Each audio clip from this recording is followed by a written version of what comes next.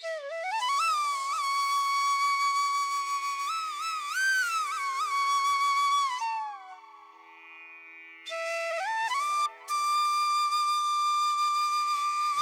भारत के एक छोटे से गांव कचनापुर में पिछले कई दिनों से लगातार बारिश हो रही थी। चारों ओर ठंडी हवा, कच्ची गलियां और पानी से भरे खेत दिखाई दे रहे थे। गांव के ज्यादातर लोग अपने अपने घरों में बैठे थे क्योंकि बारिश ने उनके काम धंधे पर रोक लगा दी थी। अरे भाई, इस बार तो लगता है बादल गांव छोड़ने का नाम ही नहीं ले रहे। सही कह रहे हो काका, खेतों में इतना पानी भर गया है कि अब कई दिनों तक कोई काम नहीं हो पाएगा। काम बंद होने से सबसे ज्यादा परेशानी तो उन लोगों को होगी जो रोज कमाते हैं और रोज खाते हैं। हाँ, भगवान सबकी मदद करे। ऐसे हालात ज्यादा दिन रहे तो कई घरों में चूल्हा जलाना मुश्किल हो जाएगा। उसी गांव के किनारे एक छोटी सी झोपड़ी में रहता था मोहन। उसके परिवार में सिर्फ उसकी बूढ़ी माँ थी। दोनों मेहनत करके अपना गुजारा करते थे, लेकिन इस लगातार बारिश ने उनकी जिंदगी भी मुश्किल बना दी थी। बेटा मोहन, लगता है आज भी बारिश रुकने वाली नहीं है। हाँ माँ, सुबह से एक पल के लिए भी नहीं रुकी। ऐसी ही बारिश 2-4 दिन और हुई तो गांव में किसी को काम नहीं मिलेगा। यही बात मुझे भी परेशान कर रही है। पिछले 3 दिन से कोई मजदूरी नहीं मिली। चिंता मत कर बेटा, भगवान ने आज तक हमें भूखा नहीं सुलाया। आगे भी कोई न कोई रास्ता जरूर निकलेगा। आप हिम्मत रखती हैं, इसलिए मुझे भी हिम्मत मिल जाती है। चिंता करने से कोई हल नहीं निकलता। ठीक है माँ, लेकिन आज मुझे कुछ नया सोचना ही होगा।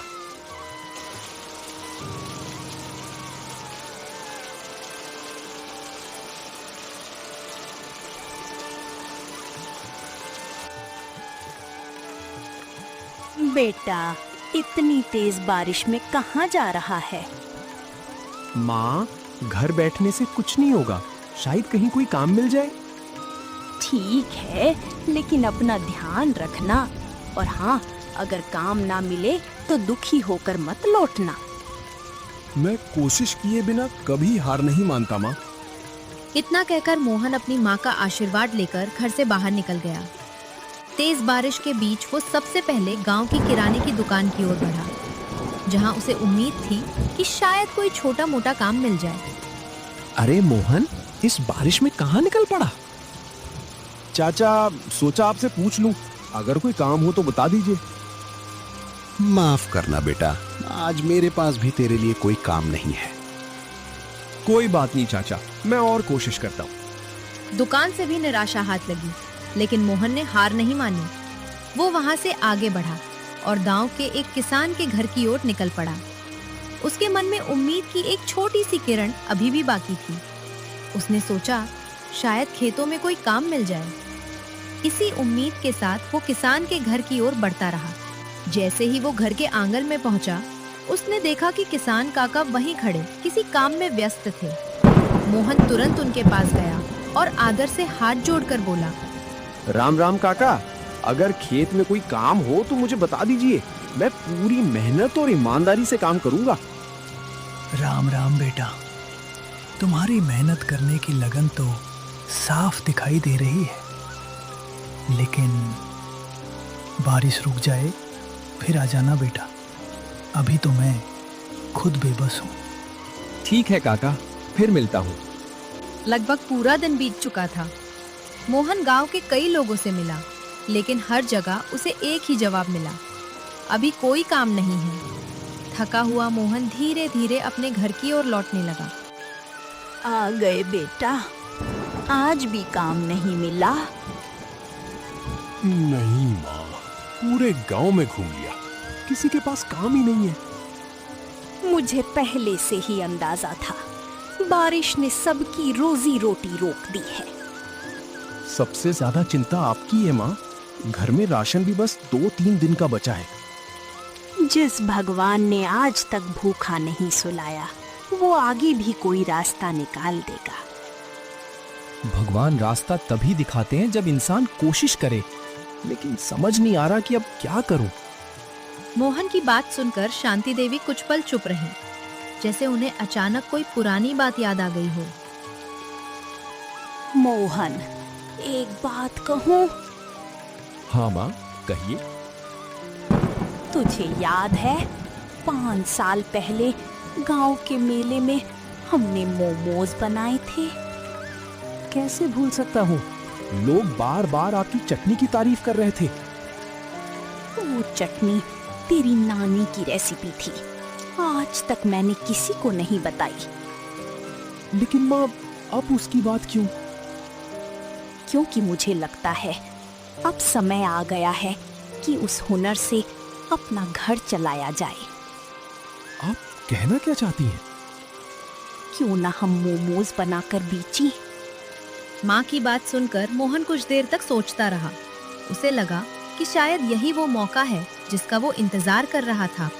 माँ, अगर मैं मोमोज बेचूं तो क्या लोग खरीदेंगे? क्यों नहीं बेटा, स्वाद अच्छा होगा तो लोग खुद ढूंढते हुए आएंगे। लेकिन मुझे तो मोमोज बनाना भी ठीक से नहीं आता। मैं तुझे सब सिखा दूंगी और मेरी पुरानी चटनी की रेसिपी भी बता दूंगी। फिर तो मैं पूरी मेहनत करूंगा माँ। बस ईमानदारी कभी मत छोड़ना बेटा। ये वादा रहा, कल से नई शुरुआत करूंगा। मोहन ने उसी रात मन ही मन फैसला कर लिया। उसे नहीं पता था कि उसका ये छोटा सा निर्णय एक दिन उसकी जिंदगी बदल देगा। अगली सुबह कई दिनों बाद मौसम साफ था। सूरज की हल्की किरणें बादलों के बीच से निकल रही थीं। मोहन अपनी माँ का आशीर्वाद लेकर नए उत्साह के साथ घर से निकला। पहली बार उसके दिल में थोड़ी घबराहट थी, लेकिन उम्मीद उससे कहीं ज्यादा थी। मोहन के मोमोज स्टॉल पूरी तरह तैयार था। गरम गरम मोमोज से उठती भाप और ताजी चटनी की खुशबू आसपास फैल रही थी। मोहन स्टॉल के पीछे खड़ा बेसब्री से अपने पहले ग्राहक का इंतजार कर रहा था। तभी लगभग 45 साल का एक व्यक्ति उसके स्टॉल के सामने आकर रुक गया। उसने स्टॉल पर लगे बोर्ड को देखा और फिर मुस्कुराते हुए मोहन की तरफ देखा। अरे भाई, लगता है आज पहला दिन है। जी, आज ही शुरुआत की है। अच्छा, तो फिर एक प्लेट मोमोज खिलाओ, देखते हैं स्वाद कैसा है। अभी लीजिए साहब, बिल्कुल गर्मा गर्म है। कुछ ही देर बाद वो व्यक्ति मोमोज खाने लगा। मोहन की नजरें लगातार उसी पर टिकी थीं। उसे बेसब्री से ग्राहक की पहली प्रतिक्रिया का इंतजार था।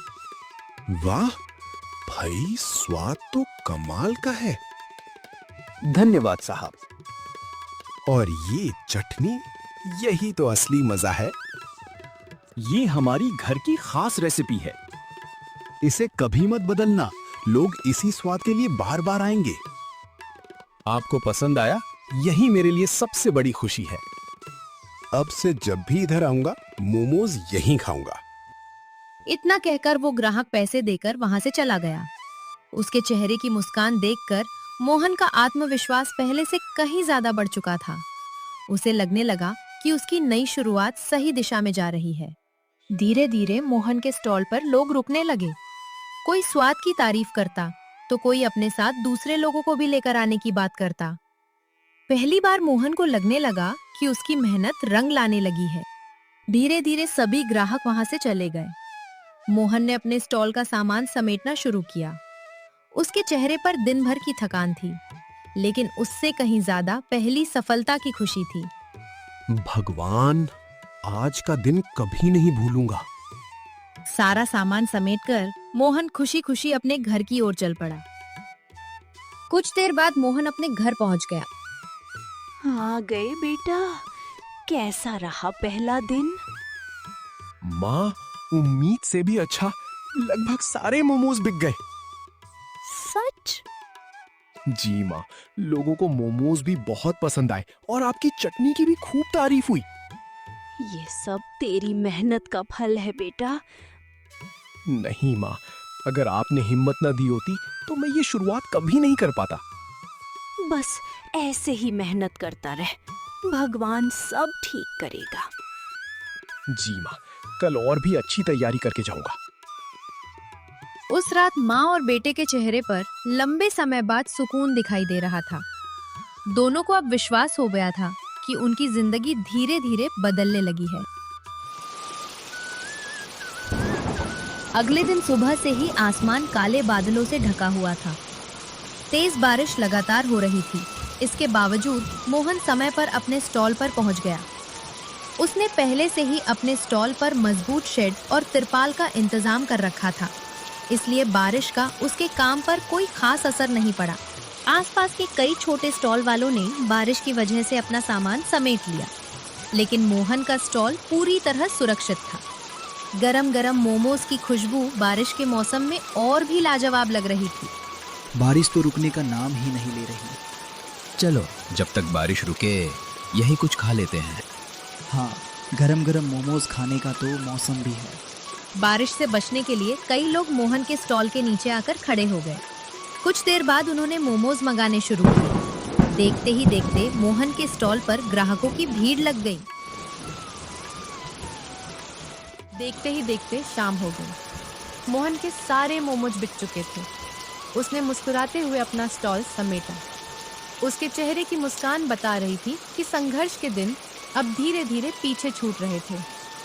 उस दिन मोहन को यकीन हो गया कि मेहनत, धैर्य और हिम्मत से देखे गए सपने एक दिन जरूर पूरे होते हैं।